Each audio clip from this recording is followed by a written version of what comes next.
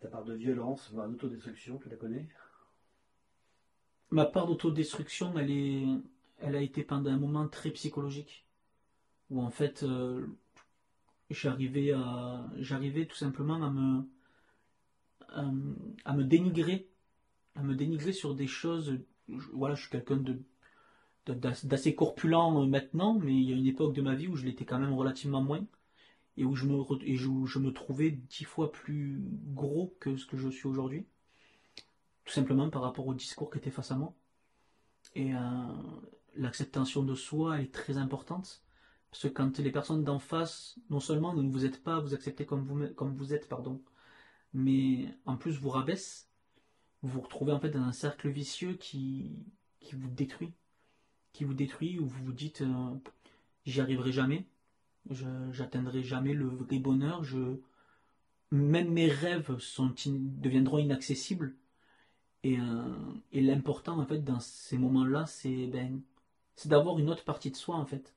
C'est là où c'est important d'avoir différentes parties de soi-même, où on peut avoir des parts de noirceur, mais dans la noirceur il y a toujours de la lumière. Il ne peut pas y avoir d'ombre sans lumière. Et en fait, si on a quelqu'un, que ce soit quelqu'un d'en face ou quelqu'un en soi, qui peut nous tendre la main, il faut que cette personne elle le fasse au bon moment. Le super-héros, c'est la personne qui sauve tout le monde. La personne que tout le monde connaît. Dans les films, on voit bien quand on parle de Superman, c'est un avion, c'est un oiseau. Non, c'est Superman, parce que tout le monde le reconnaît, il arrive, il a son costume. C'est quelqu'un d'autre, il a un alter ego, le super-héros.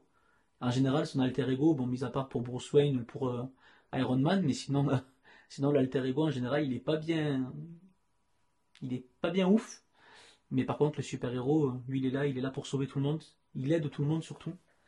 Et en fait, il attend rien en retour. Il fait pas ça pour qu'on le voit. Il fait pas ça pour qu'on dise t'es un super-héros. Il fait ça parce qu'il sent qu'il en a besoin. Il sent qu'il est fait pour ça et que c'est ce qu'il doit faire, c'est ce qui est juste. Et ce qui est étrange, c'est que j'ai beaucoup cette comparaison avec le super-héros parce que je suis quelqu'un qui est très justice.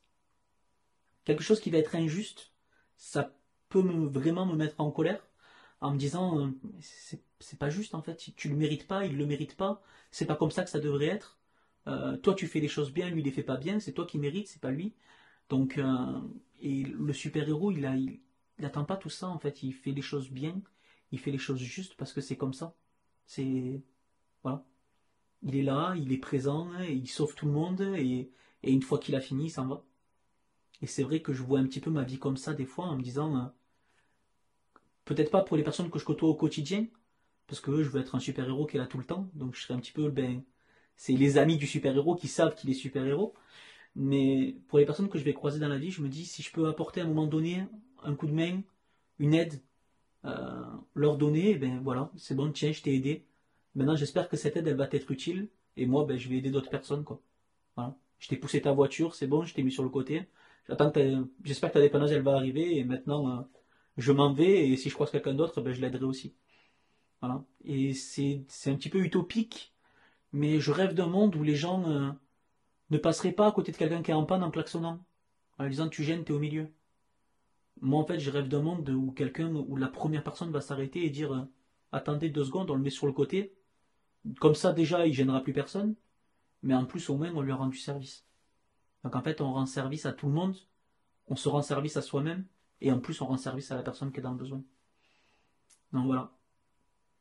Et si je devais me rattacher à un super-héros, moi, ce serait plutôt ouais, le super-héros qui arrive en volant, voilà, parce que mon rêve, ce serait de pouvoir voler.